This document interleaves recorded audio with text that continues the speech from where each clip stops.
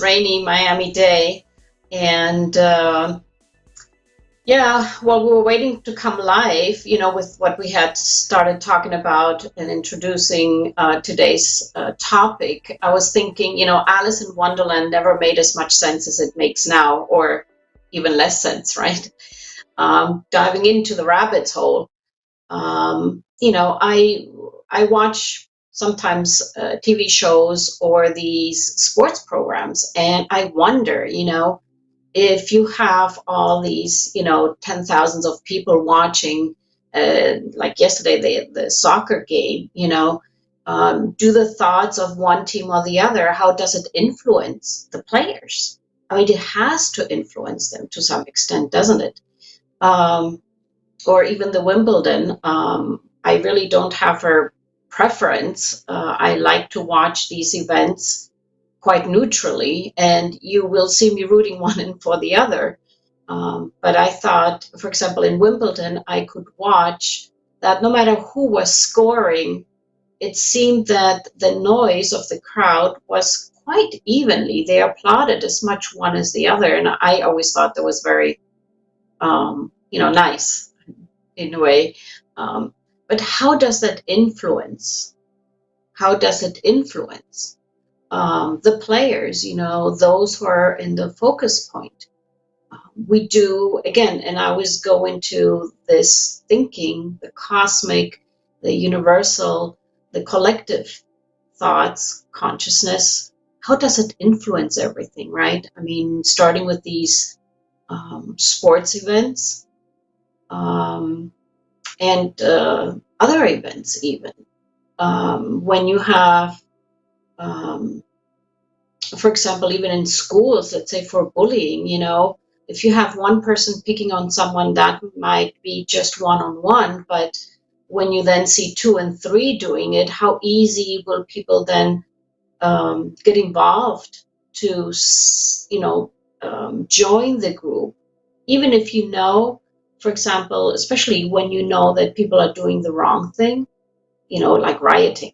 One alone will not throw a rock, but if you're a group, people are much more enticed than to do it because you're hiding behind the group, right? And how dangerous can that be? And if you're set apart and you're questioned, you're like, no, that's wrong. And yet in a group, you hide behind that, right? So what influences?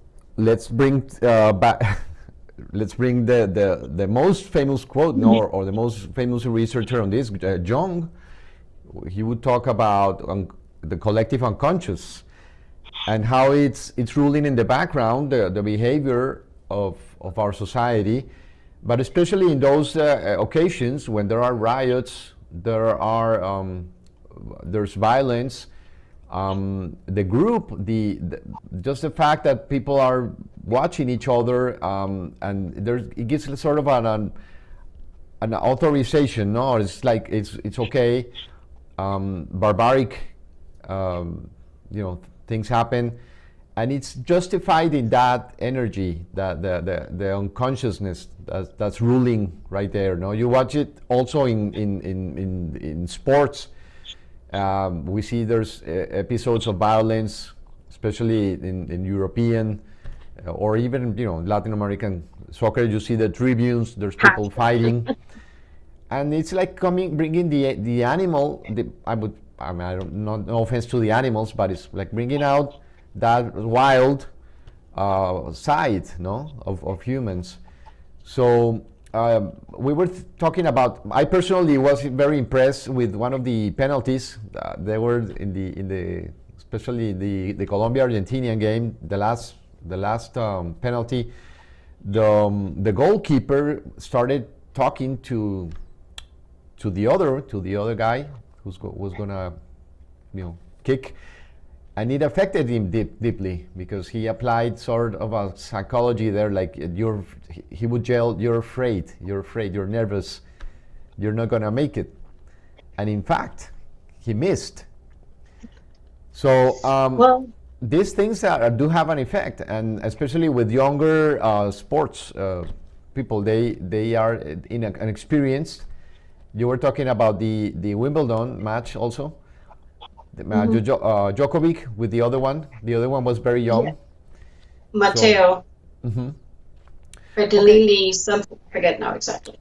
Yes. And you know, the and then the crowd. I'm nerves. sorry. Then the crowds also play an important role, either for one side or the other. You mentioned how in this match where the goalie talked to the opposing player and intimidated him. Mm-hmm. And yesterday, actually, we were watching, again, my family, got together to watch the game. And afterwards, we were watching some swimming meets where the American teams were qualifying for the Olympics coming up. And there was one young athlete, and I really don't know her name, and she was saying that when she goes to these meets, she intimidates the others by acting out, slapping, warming up and slapping and just singing and being a little rowdy and just singing out loud and just being weird, if you will. But that says she intimidates people like that. And there was another one who had headphones on. She comes out to the meet and, she's just dancing and just kind of like, in her world, but just being really weird or whatever. And apparently this intimidates others.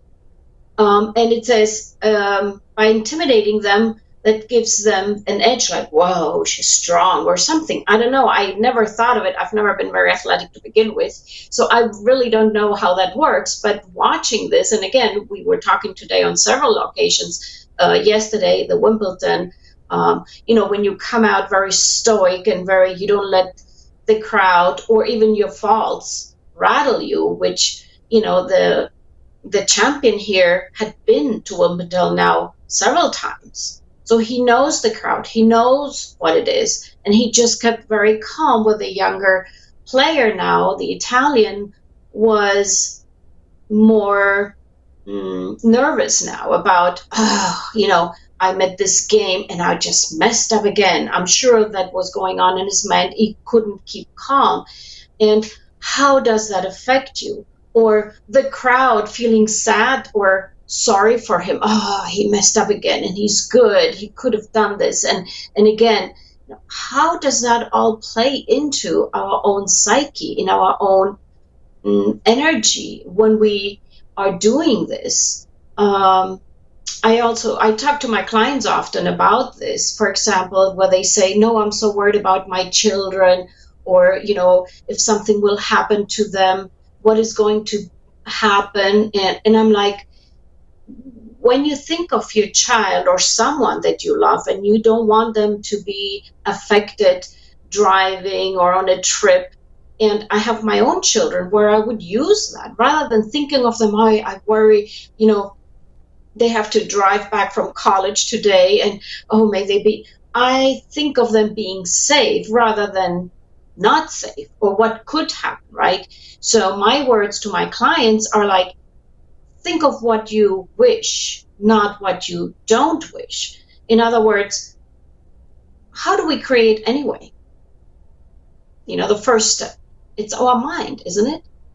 So whether I'm thinking of something for me personal, or if I'm thinking for someone else, if I want to think of someone being well, healthy, safe, all the good stuff, well, then let's think of that person as being safe, as being healthy, as being, okay, not sending the worry energy, but the good energy, right?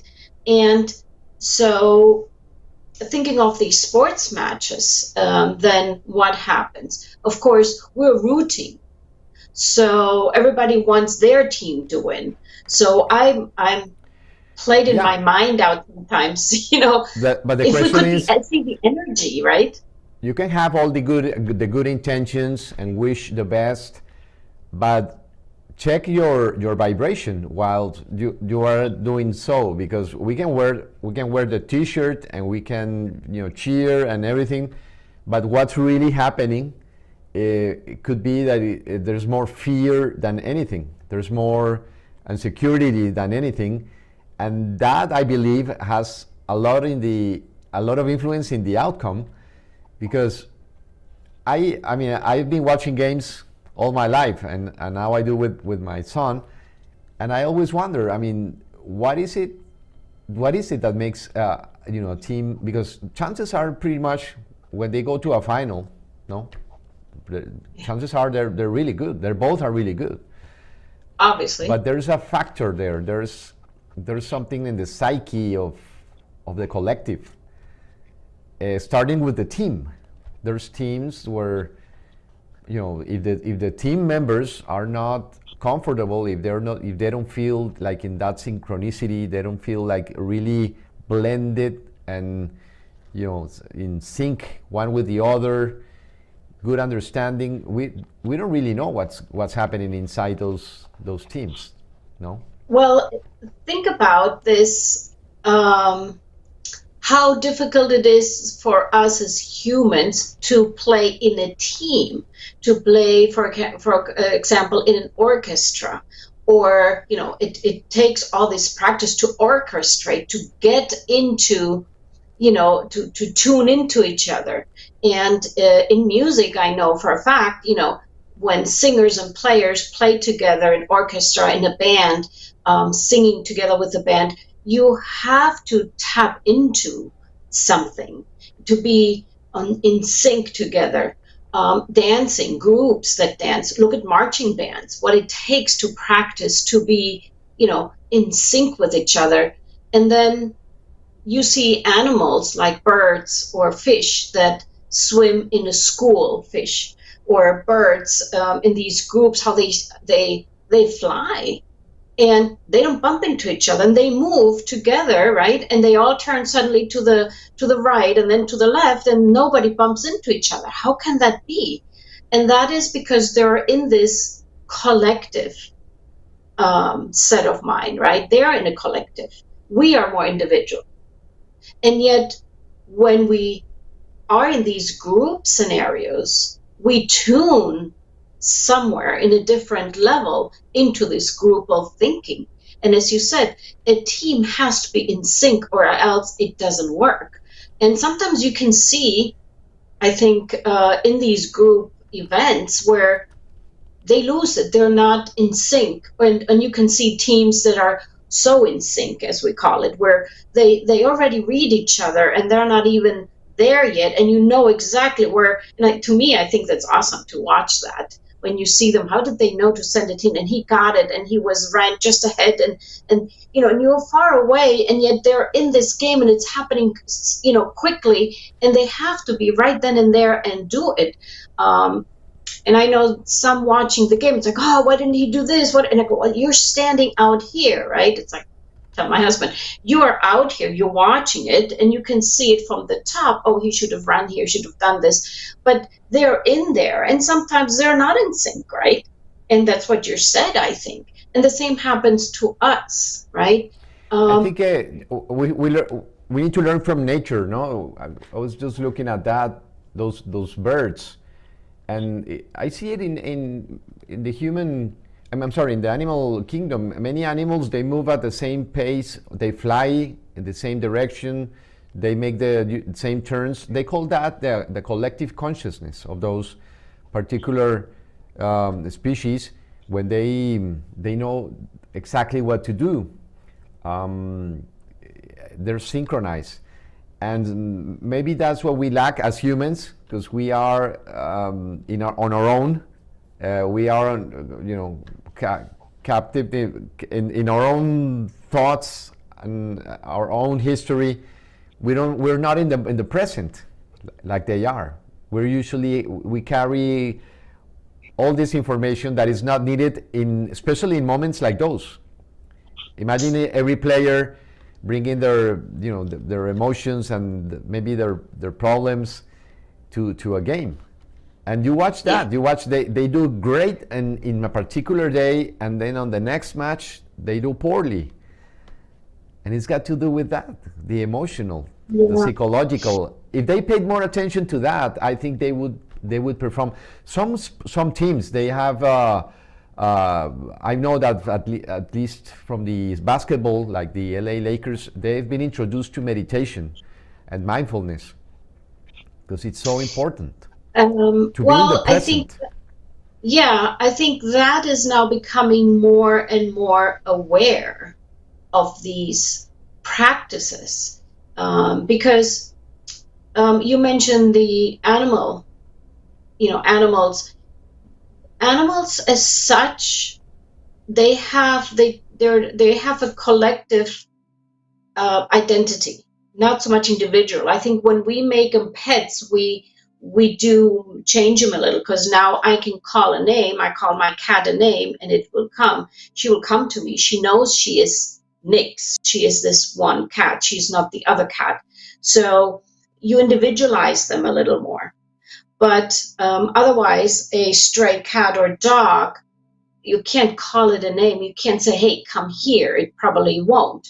But the interesting thing is that if you go into a different realm of your mind, when we go into this other plane, this other consciousness, you can tap into an animal. I have no doubt about it, because I have done it. And you can just, you can learn to do it. And when you do it, you can look at an animal that is wild, and it will react to you and your thoughts, your ideas. Think of these like horses that are on ranches that help children with problems, or adults with problems, psychological problems, emotional problems, physical problems. And I know someone who went to one of those places without knowing, and is just talking to one of the people there, and all of a sudden she felt the horse behind her, and the horse had just come from nowhere and just came to her and kind of put his head on her shoulder and tapped into her in a way. She said it was just amazing. She had never realized how that could happen. And I've seen animals respond to kindness, to a kind heart, to a peace, to tranquility, and another person is right next to you, and that animal does not approach the other person. So obviously we can tap into that. And we are more sophisticated, so we have to be more careful, because we're aware of that, I think. An animal is not aware of that. The animal is just there. That's why animals can sense their owner approaching from miles away. It's barely turned the corner of the block of the house, and the pet is already at the door. The pet doesn't sit there and is thinking, oh, it's 4 o'clock, my owner is showing up. Or let me tap into my inside and see if my owner is coming home. No, the animal doesn't. It is, as you said, in this other place all the time. It doesn't identify as an individual. Now we can. And we now have to learn to be the individual with this access to also this other universal consciousness. And how we do use that power. See, because we as humans, we can use it for good or bad, don't we? We were given free will. Social movements, activism, political. We're watching as we speak also a rebellion taking place in Cuba. Despite the control of the government, I mean, they're cutting off the internet, they're cutting off power. They're doing everything they can to avoid this to take place, and it's happening nonetheless. We were also talking about that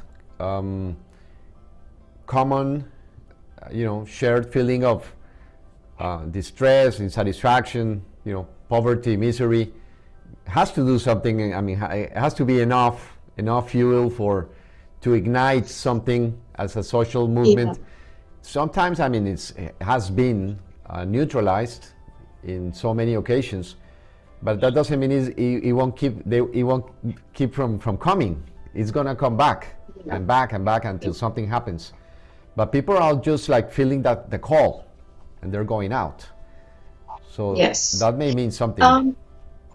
Change is difficult. Change obviously causes discomfort. It causes movement, right? For example, we can think of, let's go back to the sports rather than to politics, but it's the same application, isn't it? We may want someone to win who's better skilled, let's put it this way, but there's always someone then will lose. I mean, in sports, do you have to gain? Do you have to, it's fame, money, but nobody gets hurt for that purpose, right? When we're talking in politics or other scenarios, somebody may get hurt. And then I've had these questions often in sessions, where people, it's like, I'm so disillusioned, I wonder, is there a God, for example? So we go really deep into this, right? How can God allow this, if there's a God? If there are these higher powers, how can they allow this to happen, for people to suffer like this? But those who create this suffering is not God. This is going into the rabbit hole, right? We start our conversations and then we wonder where we go with this. But really, when we can understand, we should always think of what is the greater good. If I win a match, it's good for me. It's not so good for the other person, because the other person loses and I make the money, I have my fame, the other person doesn't. If I go and steal a car and I do something that is not good, if I go and hurt someone else who I think is the enemy, why am I doing it? Am I doing it for my own personal gain? Is it better for the greater good? Do I really have to go hurt someone in order to make a change? Or is there other ways? Can we do, a peaceful demonstration? Okay, I'm making a point. I'm trying to make a point. Am I now within the peaceful demonstration hurting people? Where do we go here? What is the fine line? And we always have to go back inside and know, because we all know, I do believe that we all know deep down what is the right thing to do. So if we try in every moment to be present, and when in every moment and every day we're present and think of what is the greater good, I think we can make much better decisions, not just for us, for an individual, but if it's good for us and we think of the greater good for others, then we influence that consciousness too, where others can then also see the greater good, not just a individual egotistical good. Sometimes it may not be so good for an individual, but for the greater good it will. And in the end, then, as an individual, we will be better off as well. We just don't see it right here and now. It gets down to splitting hairs, as they call it, right? Because you can't really say, what's right and wrong. It really is it's a messy thing to think about.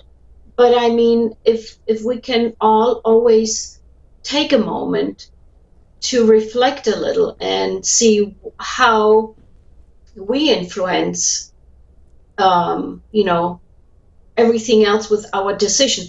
If I don't pick up a bottle from the street, or I throw a bottle out on the street, right, and I don't recycle and I trash it, okay, big deal. It's just one bottle, right? Doesn't hurt anybody. But think about it. If I do it and a million other people do it, now there's a problem. So my one decision can make a huge difference if you see it in a bigger spectrum. And there are so many of these decisions that can influence the world, our country, society, and we try to teach that, hopefully, to our children. That's what I try to teach my clients on a bigger spectrum. If you think positive, if you go into work and your boss is a not nice person and is exploiting you, okay, fine. But don't think, I hate you every morning when you go in and start thinking like that, because what are you doing? You're feeding that energy as well. Do you need to put up with it? Certainly not. But if you can't just quit and leave, then go in with a positive attitude. Think positive. Think this shall pass and I need to look for something better. But as you change that energy within you and around you, even going to this place that is not the best place, and you start projecting into a better place, those avenues will come. They will open up. You're beginning to put these path, it's like opening path. It's like playing a game, and you're now setting it up for the better outcome to happen. You're laying out your own path. But if you sit there, keep saying, oh, this is horrible, this is horrible, this is not going to work, this is not for me, I'm being abused, I'm being taken advantage of, think about it. What are you feeding then, right? And I think there's so much we can do when we're aware of this energy and this consciousness that we tap into. What do you want to tap into then? Don't give that boss more energy. I remember my kids, there were sometimes teachers that were not nice. And I taught them, don't sit there thinking, oh, she's so mean or he's so mean. No, think the opposite. They need light, they need love. It's like Jesus said, he says, love thy neighbor. He didn't say you like your neighbor. You don't have to like him, but love him, which means don't send the negative energy. If anything, send good energy, because that person who is not nice needs good energy, not more bad. And if we can all start doing that, then we can probably have peaceful demonstrations where we can begin to make changes more positive. Okay, sometimes it won't go necessarily exactly how we think, but changes take change. It's difficult, it's uncomfortable. Think of going through. I think of animals, when they go through the jungles, and there's no path. They have to find water, and they have to drag through grass and whatever it is to find a path to get to the water that they need to get to. Is it easy? No. But nature gives them, for the effort they make, they will reach the water. And they will learn. And so do we, don't we? With these challenges that we have in life. But again, I think as difficult as it is to sometimes stay focused in that positivity, and we can get caught up and just spiral down, and then it's like, okay, stop, don't spiral down. Whenever you catch yourself, stop, and then, okay, take a minute, and then go the other way. And we can train then to be more in that positive, in that better mindset, I think. And be mindful of who are you surrounded with, especially on today's topic. The others can influence or can join you in your misery or in your euphoria. No, it all depends what you choose to live. You will attract also people in the same vibration. Yeah. So it's been great. It's been great conversation with you, Maria-Pilar. You are a certified master hypnosis practitioner and life coach. Yes. And you are located in Miami, in Pinecrest. Miami, Pinecrest. Yes, we're close by Dayland area, so that's very centered. And I'm also a stress management consultant. I work with past life regressions, which is a very interesting part of my practice. Not all hypnosis is regression, but it certainly can be a part of it. But there's so much more that you can learn through the sessions, and it isn't just while you attend the session that changes happen, but you will learn and you take with you, things that you will apply the rest of your life practically with what you learn, because you learn it from deep inside of you, and that sticks with you. I do consultations on the telephone. You can call me at 305-595-1699. You can call me, ask me. I'll be more than happy to explain how it works for you, how this could be something. If it works for you, I will tell you. If it doesn't, I will be honest and tell you, look, you need to maybe seek something else. But I will take the time to talk to you on the phone and explain what I think we could do and how we could apply hypnosis for you. So feel free to call me.